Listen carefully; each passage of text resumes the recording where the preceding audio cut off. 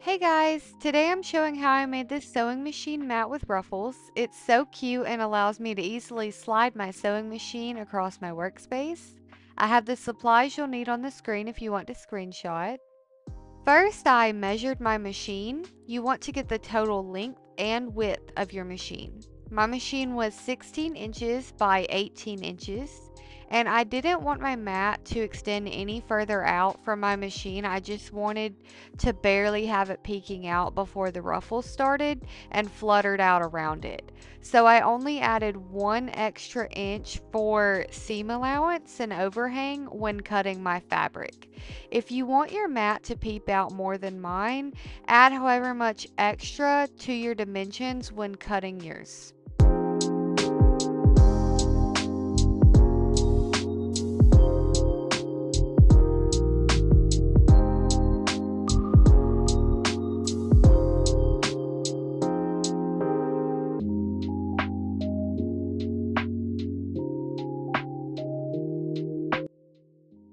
I wanted the ruffles to come out about 1.5 inches around my machine, so I cut the width at 4 inches. To find the length, I measured all the way around the fabric piece that I cut for the mat, which totaled 56 inches. I cut 2 fabric pieces at 4 inches by 56 inches. The reason I cut 2 is because you want to double the length to account for the fabric you'll lose by ruffling it. In total, I cut 2 pieces of fabric for the mat and 2 pieces of fabric for the ruffles. For batting, I used twin size quilt batting and cut it a little bit larger than the fabric pieces I cut for the mat. I left some overhang in case there's any shifting when I quilt later. Looking back, quilting the mat is maybe unnecessary. I can't actually see the quilting lines on mine when my machine's on it, so it is a little bit of extra time added to a project that, again, you don't really see. I'm planning on making another mat for my serger as well, and I think I'll just use fusible interfacing for that instead of quilting it. Don't get me wrong, I love a good quilted piece because it's just so cute. But I'm also looking back like, was the result worth the time in this scenario, you know? To quilt the fabric, I used a heat erasable fabric pen. After drawing with this pen, if you apply heat, it erases from the fabric. When I'm ready to remove it from the fabric, I just put my iron on a low heat setting and it comes right out. I'll link this as well as any other products I use in the description if you want to grab any. I drew my lines 1 inch apart and then I stitched each of them down with a straight stitch on my sewing machine.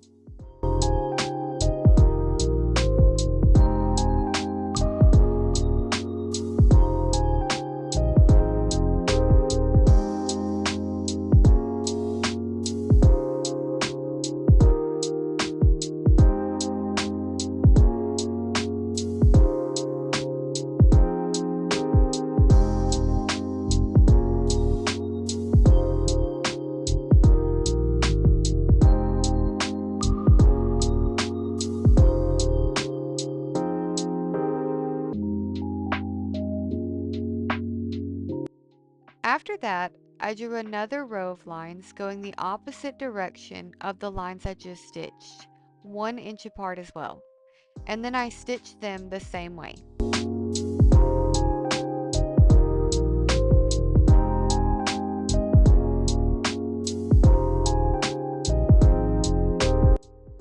When removing your pin lines, be sure to use low heat because high heat can shrink your batting and the end product won't be as fluffy.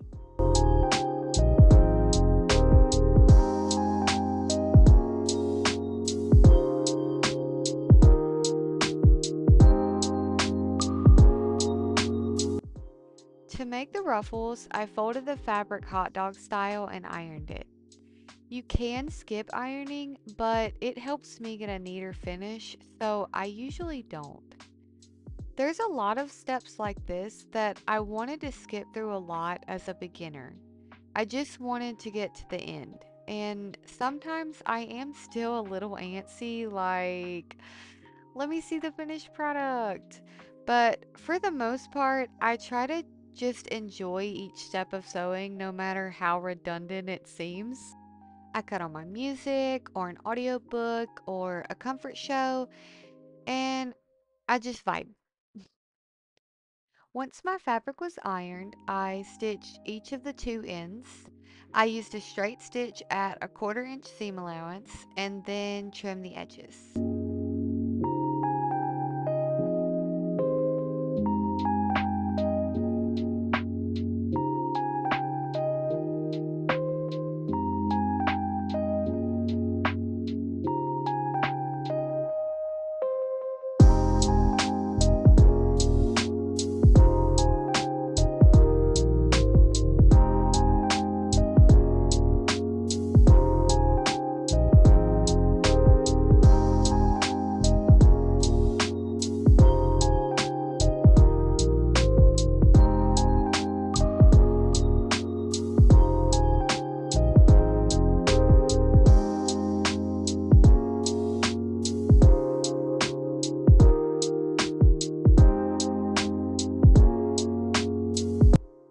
Then I turned the fabric, poked out the corners, and ironed.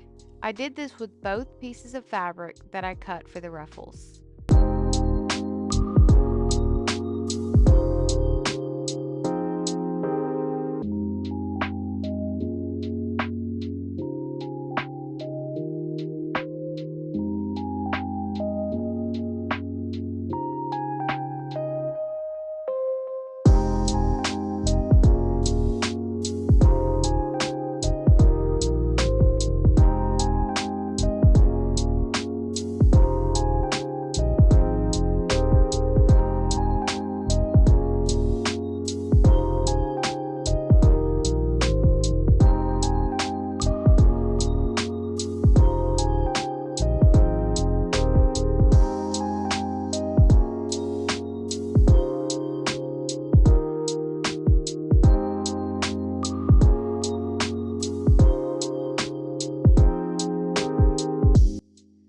To ruffle the fabric, I set my machine to its highest tension. I set my stitch length as high as it could go as well, and set my stitch width down to 0. Again, sewing with a straight stitch. First, I pulled a long tail of thread from the needle and bobbin. I placed my fabric in the machine and I'm sewing this at a 1/4 inch seam allowance. Even though I set my tension at the highest setting, that's still not enough to make a ruffle as tight as I want. So once I have the fabric in place with the needle down, I'm grabbing the thread at the top of the machine with my right hand. I'm holding that thread tight enough that it feeds through my machine slow enough to make perfect ruffles. There are other ways to make ruffles. This is just the fastest and easiest method that I have found so far that works best for me.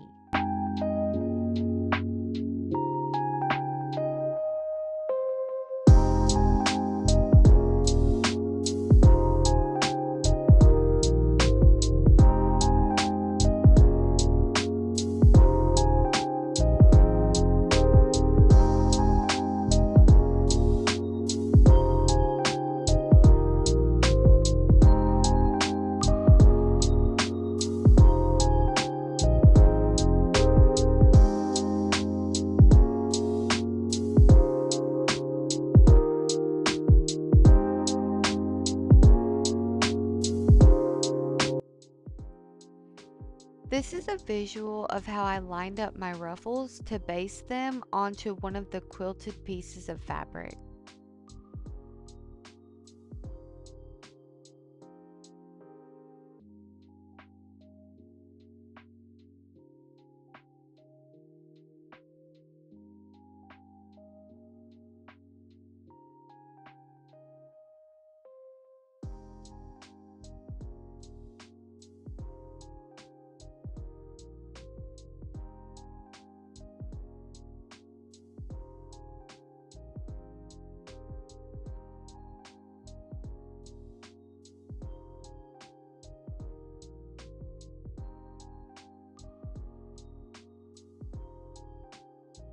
Okay, so I swapped the clips out for pins, and just because it's a little easier for me to sew that way, I'm gonna base this stitch down because I want to see and make sure it's going all the way in place before I put, sorry, that's my daughter in the background, but before I put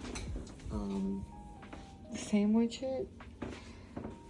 It's just a lot easier for me to put the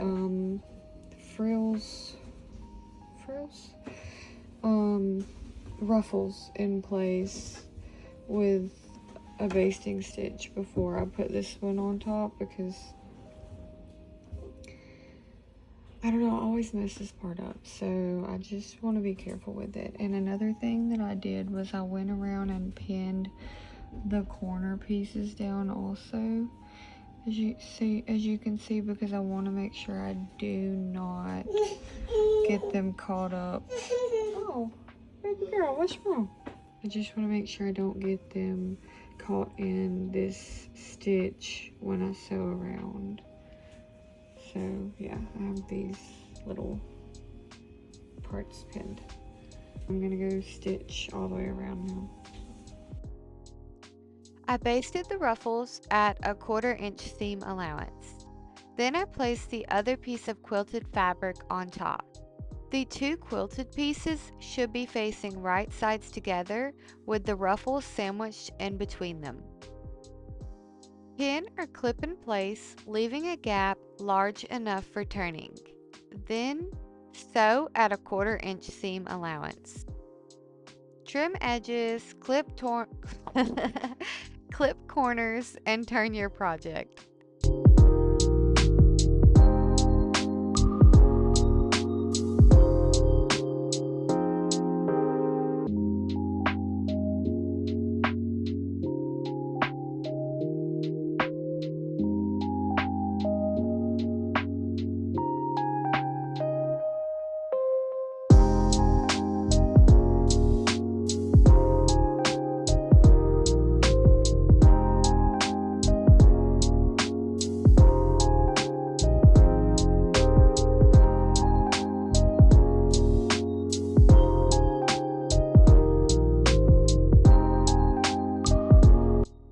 After turning and situating the fabric, I ironed the mat out. I used a lower temp setting for this to avoid shrinking my batting. I pinned the gap closed and sewed a top stitch all the way around. And here's how it turned out. I absolutely adore it, and I'll be making another one for my serger as well. I hope you enjoyed this tutorial. Please leave any questions or feedback below. I love hearing from you guys. And as always, thanks so much for watching.